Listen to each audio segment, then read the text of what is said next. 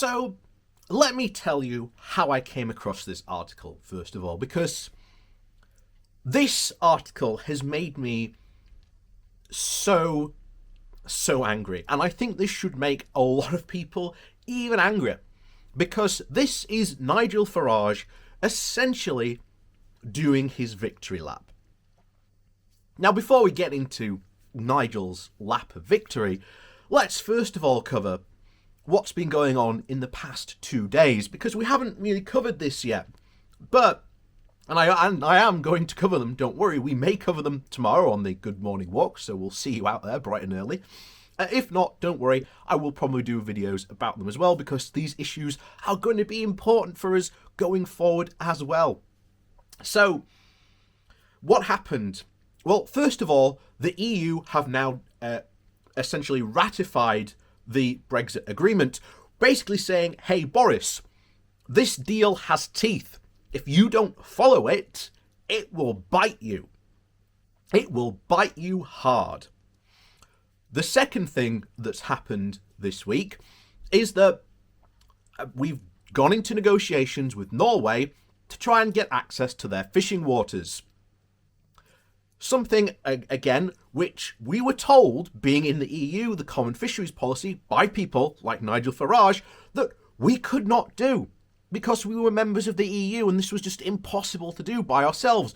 Apparently, Norway's doing it perfectly fine, and lo and behold, Norway has turned around and said, we're not going to go for your agreement. We don't think that it's good enough, what you're offering. And as a result now, pretty much the vast majority of Britain's fish and chips, the cod that goes in to one of the most staple things you could describe as the very British thing, is all going to be imported directly from Norway. Now, you'd think, of course, looking at this, Nigel Farage might have something to say about this. So I went to see what old Nigel was doing and saying about this. Surely you say he must have tweeted something about it. At this point, I'm doing this video, he so far has said nothing. So if that changes, well, it's changed. But at this point of me doing this, so far he has said nothing. And that has been because Nigel is on what can only be described as his victory lap tour of the US, because now that he is, quote, Mr. Brexit, he can go over to the United States and basically he can leave the UK behind because he's done what he needs to do. He's even about to say that himself. So remember, fishermen, the guy who championed you for so long has now abandoned you. He used you no more than political pawns. Remember when he used your boats to try and sell Brexit, the very thing that is now decimating your industry. The man is nowhere to be found. You will not get a single word from Nigel Farage on the British fishing industry ever, probably ever again. And if he does, it will only be to try and score political points. I've said it before, I will say it again. Farage is not the fisherman's friend. So you may ask, what has old Nigel been up to? Well, let's go over his column that he wrote personally in Newsweek. So before we do jump into that, please do remember to hit that like, share and subscribe button. And of course, down below there is a link to my Patreon page, as well as a one-off donation link called Buy Me Coffee, where you can, well, buy me coffee. And thank you to all those people who do support me that way. And now, on to Nigel's lovely bit of diatribe. This appeared in Newsweek, and its title is, Brexit Still Offers Hope to the American Right. What type of hope are we talking about, Nigel? Brexit so far is turning out to be an unmitigated disaster, but all it has done is filled the pockets of Nigel Farage, because he will now go to the US and he will probably end up moving there, The tour he's going on is incredibly lucrative for him, and he will make a lot of money off it. And he will probably end up with a gig on Fox News. So not see what Nigel has to say. So, any Brit wishing to visit the USA during the pandemic must spend 2 weeks in quarantine. I spent my fortnight in seclusion on the Caribbean island of Saint Martinique. Nigel Farage, people, styles himself as the man of the people. Which is why I arrived at Miami Airport a few days ago with a heavy suntan. And I spent the next 6 weeks touring the United States in association with Freedom Works. By the way, he's still out there as far as we know. So you may wonder, what use can an English Brexiteer be in America? The fact is, I've always felt at home in the US. Again, this is Nigel's pitch to move to America. And in business terms, certainly feel closer to the country than I do to the continent of Europe. What about the UK, Nigel? I thought you loved the UK. Indeed, I began my career in 1982 in a London office of the Wall Street giant Dexel Barham Lambert. I then spent many years working for the large Chicago broker, Refco.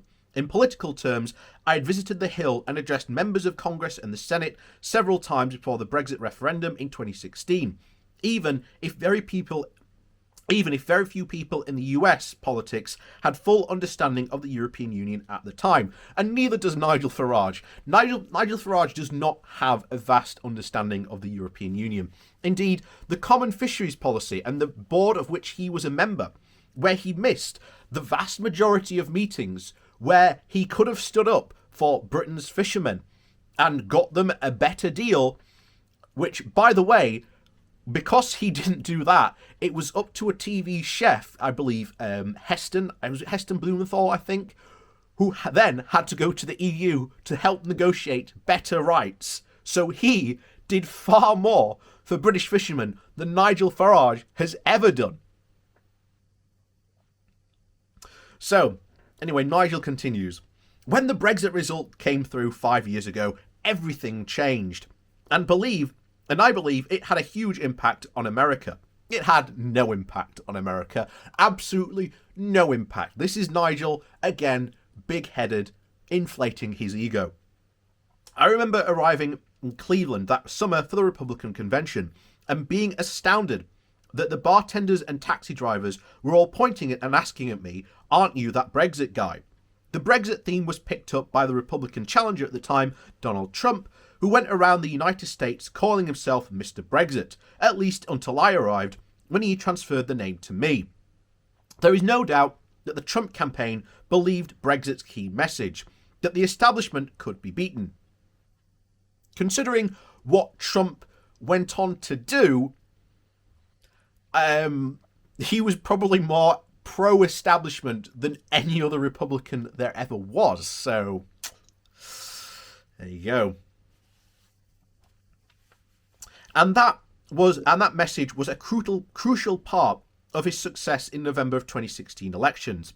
And I spent many weeks in America in the latter half of 2016 advancing his arguments in various media outlets, and I know that Donald Trump himself still considers it to be true. Looking back, it is clear that 2016 was an epic year for the populist result. For once, it was Britain that led the way. At least America has managed to get out of that hole. We're going to be spending quite some time digging before we can get out of our current hole that Nigel has put us in. In the US today, there are no such feelings of elation among the conservative movement. For a Republican president candidate to have secured 75 million votes and still lost has left the party faithful bewildered. Many pin their hopes on the electoral audit about to take place in Maricopa County, Arizona, but few will genuinely believe in miracles. So Nigel there, participating in some the election was stolen racket. Again, the election was not stolen. I just want to clarify that. This is what Nigel Farage is saying. So, worse still, he says, the Democrats are threatening to, quote, pack the Supreme Court, because that's what Donald Trump did. In fact, the Republicans broke their own rules on that. But we'll get into that another time. Like I say, I should have done a live stream of this, but never mind. To add new Senate seats for blue areas and perhaps to abolish the Electoral College. As far as I'm aware, they don't want to abolish the Electoral College. Those new Senate seats are going to be for Washington, D.C. and Puerto Rico, which, quite frankly, deserve representation in the United States. They deserve it. But, of course, Republicans do not want to do that, because then it would give, well, the Democrats the edge. And again, these people who cry about democracy and about how much they want it, if these areas are so pro-Democrat and you believe in that your ideas are stronger, then why aren't you challenging them, agreeing with this, and then saying it won't be a problem because we'll be able to win those seats, unless that's not your intention. And as a result, there is an awful sense that the US Constitution is under attack. It's not under attack, I'll tell you that. Some even believe that the future of the United States is at risk. It is not. At the same time, in socially political terms, the widening gap between the black and white communities embattered by the Marxist Black Lives Matter movements.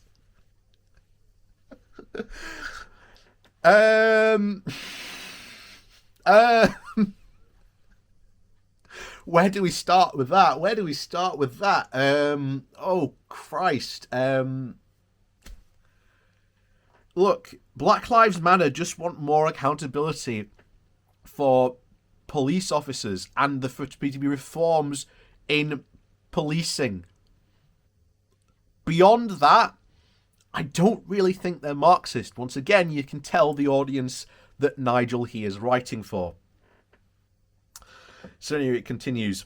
And this is causing growing numbers of citizens to flee the big cities.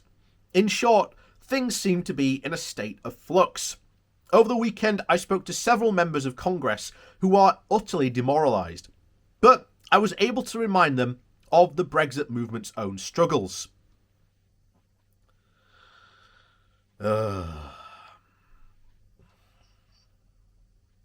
Again, Nigel, Brexit is only just starting and it is not looking good. It is not looking good. And any Americans watching, Brexit is not turning out well at all. So, he goes on to say, we went through a horrible period of fear and discouragement, culminating on the morning of the 30th of March 2019, when we awoke to a country that had still not left the European Union, despite the then Prime Minister Theresa May promising the nation 180 times that it would leave the EU on March the 29th. The reason why we hadn't left was because the hard Eurosceptics, or the hard Brexiteers, basically wanted an even more harder Brexit and were denying voting for Theresa May's, which would have been a lot softer Brexit, which is what they didn't want. And ultimately, this resulted in basically a coup d'etat in the Conservative Party, resulting in the hard Brexiteers taking over and resulting in the current Conservative Party that we have now. So, for a while, Brexit seemed lost. It was the greatest, quote, democratic exercise in Britain's history and was not being squandered, and was being squandered, mainly because of the weakness of Theresa May. How about those own hard Brexiteers in Parliament, which continuously voted against Theresa May's deal, which would have given you Brexit? Of course, once again, this is not the Brexit that you wanted. You wanted an even harder Brexit. Nigel Farage would probably even say that Boris's deal is still probably not Brexit and that he probably wants an even harder one. He goes on to say, what saved us, ironically, were the European Parliament elections of 2019. which Britain was forced to take part in, even though we had voted to leave the European Union 3 years before. For the purposes of these elections, I formed a new political party called the Brexit Party. What happened to UKIP? Remember, people in the US, Nigel Farage stabbed his own party in the back by forming the Brexit Party. Just to let you know that, because Nigel's not going to say it here. And we won election handsomely, even though the Brexit Party had only existed for a few months. This was possible because of the anti-European Union grassroots following that had built up over the past 25 years and was ready on standby. Despite the best efforts of the mainstream media and the political elites, these peoples had not changed their view, but they were determined to leave the EU, even if they had to make this clear via an election that they should not have had to participate in. Again, you only won the Brexit referendum, Nigel, by about 2%. Not really a big say-so for Brexit. And like I say, a lot of people very quickly are going to find out just how bad Brexit is. And I hope to see the day when Nigel Farage's name is treated as complete mud in this country. So, after the European Parliament elections of 2019, the governing Conservative Party was forced to act. It had no choice but to install Boris Johnson as leader. Sorry, it had no choice but to coup d'etat and stab Theresa May in the back to put Boris Johnson in. Had it not done so, this party, which is in its modern form had existed since the 1830s, would have faced complete disintegration. Thankfully, it worked and Brexit was achieved. For the next 6 weeks, I will crisscross the United States. My main task will be to address activist meetings under the banner of Freedom Works, and I hope to inspire everyone who attends these events with a story of how we rescued Brexit. Quite frankly, I would love to see if that is filmed somewhere, because I would love to do and fact check all this and put the record straight for a lot of Americans who watch this, and just to, show how much of a liar Nigel Farage is. Because he's, as we pointed out here, he's already missing several large points of history that actually happened during this time that he's claiming. So, to dispel some of the current negativity in the ranks of America's grassroots movement and campaigners, and as the midterm elections come into view, I also hope to help inspire activists to get out there and campaign. If my presence here plays any part in motivating people in the next 6 weeks, I will have considered my job done. So, as always, several factual inaccuracies in that about the actual history of what happened in the UK, only literally just a couple of years ago, and of course even a rewriting of history of Nigel creating the Brexit Party, because after all, why didn't he suddenly go and join UKIP after all? That was the party he was associated with.